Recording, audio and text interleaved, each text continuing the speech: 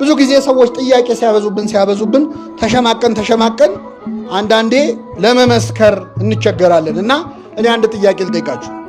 አንድ ሰው አሁን እዚህ ቅዱስ ሚካኤል ቤተክርስቲያን መጥቶ ሚካኤል ሆይ ከአምላክ በተሰጠ ስልጣን አማልደ ከዚህ በሽታዬ አድነኝ ብሎ ይህ ሰውዬ ለሚካኤል ተስሎ ዳነ። ይህንን ሰውዬ ያዳነው ማን ነው? ሚካኤል ነው ወይስ እግዚአብሔር? አይሰማም። በጣም ጥሩ። እሺ ሌላ ጥያቄ ልጠይቃችሁ። መጽሐፍ ቅዱስ ላይ ኢዮብ የሚባል ሰው ታሪክ ተጽፏል አይደለም? መጽሐፈ ኢዮብ ላይ መላእክት ሁሉ በእግዚአብሔር ፊት ለመቆም መጡ ይላል። ሲመጡ ሰይጣንም መጣ፣ እግዚአብሔር ፊት ቆመ።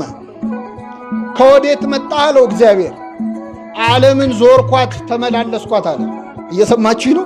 ዓለምን ምን አልኳት? እኛ ድሮ ትምህርት ቤት ስንማር ማጅላን ነው ዓለምን የዞረው አይደለ? ግን ሰይጣንም ዞሯል። ለካ አያችሁ?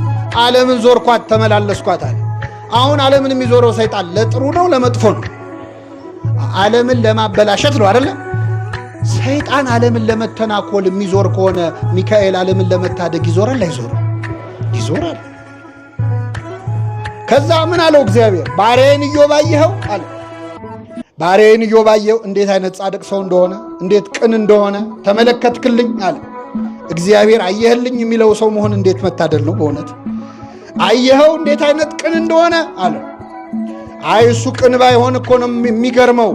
ምን አጉድለህበታል? ሀብት ሰጥተኸዋል፣ ንብረቱ ሞልቶታል፣ ተርፎታል። 10 ልጆች ሰጥተኸዋል፣ ባለጸጋ ነው፣ ጤናው የተሟላ ነው፣ ትዳሩ ያማረ ነው። ምን አጎደልክበት? ከነዚህ አንዱን ብታነሳበት ግን ይሰድብሃል። እግዚአብሔር ምን አለው? ሂድ የወደድከውን አድርግበት፣ ሕይወቱን ግን እንዳትነካ። ምኑን እንዳትነካ? እንዳትገድለው፣ ግን የፈለግከውን አድርግበታል። በጣም ጥሩ አለ። ሰይጣን ፍቃድ አገኘ። ከማን ነው የተፈቀደለት? ሄደና የኢዮብን ሀብት ንብረቱን በአንድ ቀን አወደመበት። በሚሊዮን የሚቆጠር ሀብቱን ንብረቱን፣ ከብቶቹን፣ ያለውን ነገሩን፣ እርሻውን ሁሉ በአንድ ቀን አወደመበት። ኢዮብ ወሬውን ሲሰማ እግዚአብሔር ሰጠ። የእግዚአብሔር ስም ምን ያለ ይሆን አለ። አይገርምም? አሁን ሞባይላችሁ ቢጠፋ እግዚአብሔር ሰጠ እግዚአብሔር ነሳ ትላላችሁ? ሚካኤል እጄ እኮ ነው ጉድ የሆንኩት ነው የምንለው አይደል? ምን ነው ምን አረኩ ነው የምንለው። ኢዮብ ግን ሀብት ንብረት ሁሉ በአንድ ቀን ወድሞ እግዚአብሔር ሰጠ እግዚአብሔር ነሳ። ሰይጣን ቀጥሎ ምን አረገ? 10 ልጆቹን በአንድ ቀን ገደለበት። ስንት ልጅ? አይከብድም? 10 ልጅ በአንድ ቀን። እንደው አንድ ሁለቱ ቢተርፉ ምናል 10 ልጆቹ ሞቱበት። ሰይጣን ተንኮሉን አያችሁ? መጀመሪያ ልጆቹን አልገደለበት። መጀመሪያ ቢገልበት በኋላ ሀብቱ ሲጠፋ እንኳን ሀብቴ ልጆቼም ጠፍተዋል ይላል። ጦሴን ይዞ ሄድ ይላል። ስለዚህ በመጀመሪያ በሀብቱ ፈተነው። ቆይቶ 10 ልጆች ገደለበት። እግዚአብሔር ሰጠ። ከዚያ ምን አለ ሰይጣን? ከራስ ፀጉሩ እስከ እግር ጥፍሩ በቁስል መታ። ሰውነቱ ቆሰለ። የገዛ ቁስሉ እስኪሸተው ደረስ። በሸክላ ነበር፣ በገል ነበር የሚያከው ቁስሉን የሚያከው። ቁስሉ እስኪሸተው ደረሰ። እግዚአብሔር ሰጠ፣ እግዚአብሔር ነሳ። አሁን ጥያቄ ልጠይቃችሁ። ኢዮብ ላይ መከራ ያወረደበት ማን ነው? እግዚአብሔር ነው ወይ ሰይጣን ነው?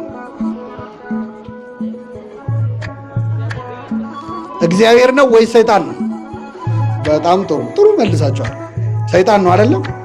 እሺ ቅድም አንድ ሰውዬ እዚህ ቤተክርስቲያን መጥቶ ሚካኤል ወይ ከአምላክ አማልደ ካለብኝ በሽታ አድነኝ አለ። ቅዱስ ሚካኤል አማልዶ ይህን ሰውዬ ፈወሰው። ይህን ሰውዬ ያዳነው ሚካኤል ነው ወይስ እግዚአብሔር ነው ስላችሁ ምን አላችሁ? እግዚአብሔር።